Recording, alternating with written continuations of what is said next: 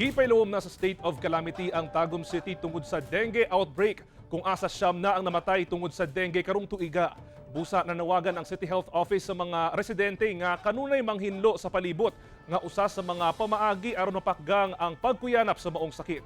Ano ang report ni Argel Relator?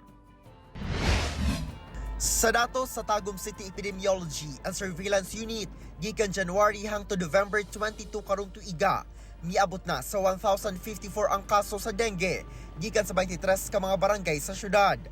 Pinakadaghan sa mga nataptan og dengue ang nag-edad 0 hangtod 5 years old. Sukad Enero, siyam na sab ang natalang namatay, din upat ni ana ang taga-barangay Visayan Village. Ang samang barangay sab ang natalang, dunay pinakataas og kaso sa dengue. November 6 nag-dengue surveillance mi. Nya pag ano mo dito positive gid ang mga samples.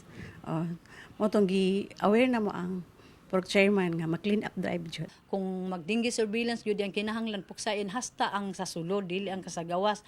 So ang uban manggod nga mga kuan, ang uban manggod kaning mga tao pod uban kay ang ilaha lang kon basta hinlo na sa gawas ana.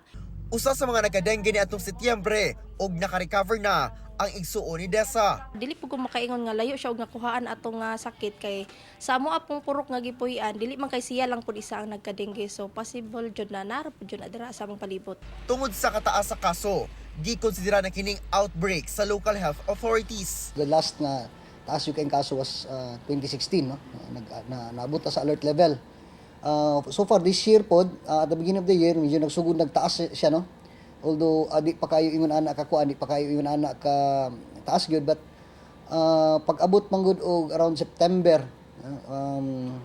nagsugod nagsaka August, and then pag abot og September manggod na break na manggod niya ang katong ginatawag natong epidemic threshold, no? So taas na jud kayo ang kaso. Approximately 51% sa mga barangays diri sa Tagum City ang affected. Dili na matud pa musaler ang naandang pamaagi sa pagkontrola sa dengue.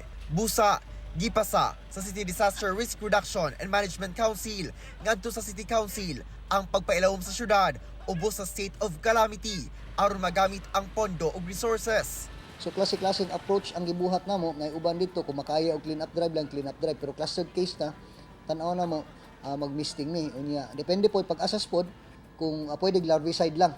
Mas gwapo tong larvicide, mas gamay og gasto. Pero so far weekly na ang activity na to nga ginabuhat, including ang ato ang pag-educate sa mga tao. Gawa sa mga lakang karon sa LGU sa pagkontra sa dengue, ninawagan sab sila sa mga residente sa makanunayong pagpanghinlo sa gawas ug sulod sa panimalay. Ipakonsulta sa dayon kung makabati og sintomas. Kauban si Melchor Awing sa kamera. Ako si Argel Relator para sa At Home with GMA Regional TV.